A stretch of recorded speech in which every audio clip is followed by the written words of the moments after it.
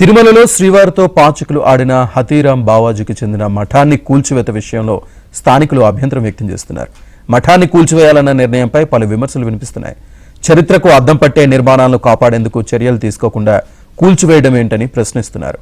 ప్రభుత్వ యంత్రాంగం మాత్రం హతీరాం బావాజీకి చెందిన భవనాన్ని కూల్చేందుకు దేవాదాయ శాఖ టెండర్లు పిలిచింది. కూల్చడానికి ₹1,50,000 టెండర్ కూడా వచ్చిందని తెలిపారు.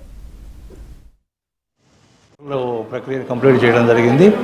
ఈ టెండర్ ప్రక్రియలో పాల్గొన్నట్టు అన్ని ప్రాంతాల నుంచి రాజమండ్రి, కాకినాడ అన్ని ప్రాంతాల నుంచి కూడా టెండర్దారులు వచ్చారు. డిమాలిషన్కి లోయెస్ట్గా 1,50,000, మెటీరియల్కి 97,20,000 వరకు మనకు హైయెస్ట్ ఈరోజు ఆక్షన్ జరిగింది. ఈ ఉన్నదంతా కూడా ప్రభుత్వానికి ఎన్విరాన్మెంట్ కమిషన్ గారికి నివేదిక ఇచ్చిన తర్వాత తగిన ఉత్తర్వులు తీసుకున్న తర్వాత తగిన చర్యలు తీసుకుంటాము.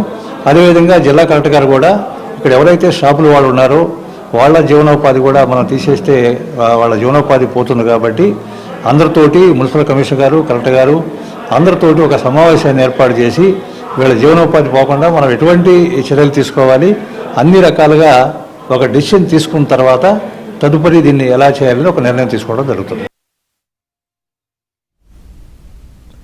భవనాన్ని కూల్చివేసినప్పుడు పురాతన కాలంలో వినియోగించిన విలువైన కలపను తీసుకోవడానికి ₹97 లక్షల చెల్లించేందుకు టెండర్ వేశారు. అయితే పురావస్తు శాఖ ప్రాధాన్యత ఉన్న భవనాన్ని కూల్చివేయడం ఎంతవరకు సమంజసమని స్థానికులు, షాప్ యజమానులు ప్రశ్నిస్తున్నారు.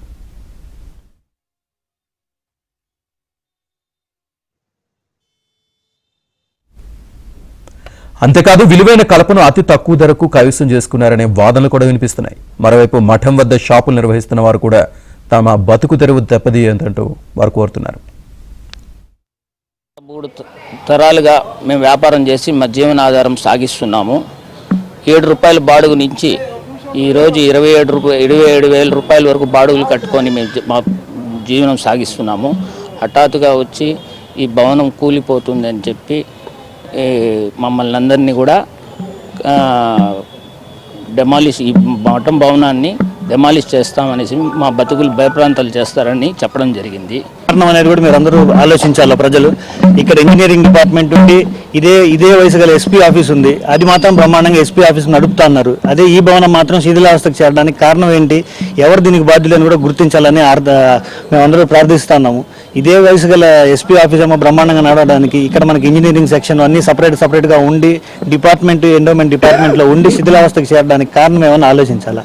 షాపులు వాళ్ళు ఎవరైతే షాపులలో ఉన్నారో వాళ్ళ షాపుల మీద అంతా 2016లో ఒకసారి నోటీస్ ఇస్తే అందరు రిపేర్లు చేసుకున్నారు. దాదాపు లక్షలు ఖర్చు పెట్టి ఒక్కో షాప్ వాళ్ళు రిపేర్ చేసుకున్నారు.